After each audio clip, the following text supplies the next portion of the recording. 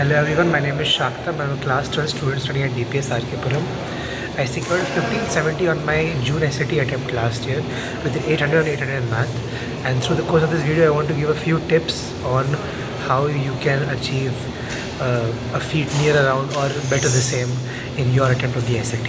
So the first thing we need to understand in this course of preparation is that the SAT is an exam which does not inherently test your skill vis-a-vis actually knowing the subject, but how you can utilize that knowledge so as to get the maximum number of marks. By that what I mean is, it is more of a strategic examination in terms of test taking and not more of knowledge application.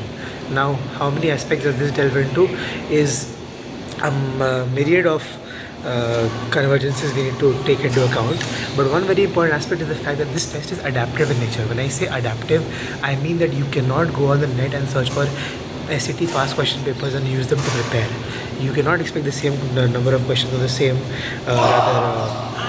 magnitude of intensity of difficulty of the questions on any platform whatsoever, because of the fact that on the actual test day your test is going to be adaptive based on your performance in the first and second modules. The fact that the test is divided into modules justifies why I'm saying this statement, because only depending upon your performance in the first module are second module questions loaded. So if you have not done so well in the first module, then your second module relatively gives you easier questions where you can secure as many marks as possible.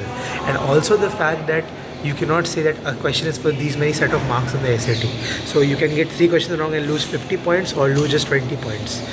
People say it's just a 10-point kind of question kind of system, but that is not the case. There's a lot of factors involved. So when we talk about preparation for the SAT, few things we need to consider.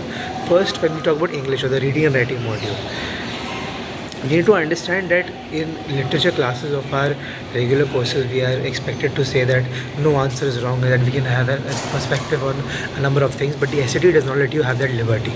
In the SAT, if you're being given a passage, then that passage is going to have answers and only one of those answers is going to be the correct option.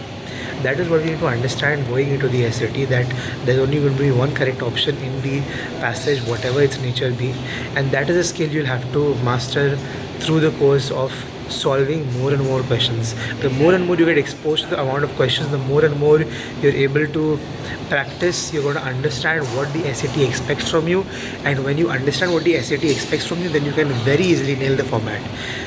Coming to maths, the questions on the math for Indian students relatively are very much on the easier side in terms of difficulty, but they try to confuse you with terminologies and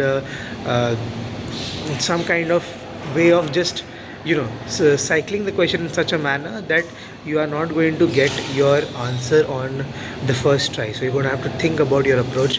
The actual equation part of it may be very easy, but the thought process into the question might be difficult.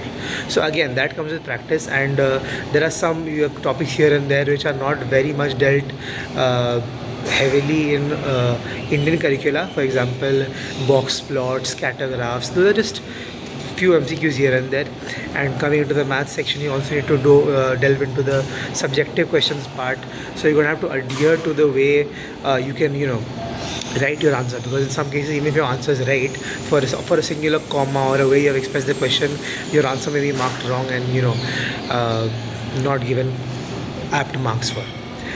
Fourth and general tip is that the fact, for any kind of SAT preparation or any examination for that matter, but particularly the SAT, understanding your mistakes way before into the examination is very important, so that you don't repeat them into the future. Because once you have a grasp on what mistakes you're making, and that gives you the liberty to understand that these mistakes are not going to be repeated, and those are the points that are going to fit strongly into your brain and get you the actual points you require. And that is all I have to say on the SAT. We'll be sharing more updates soon on general tips for the examination and more videos delving into further aspects. Thank you.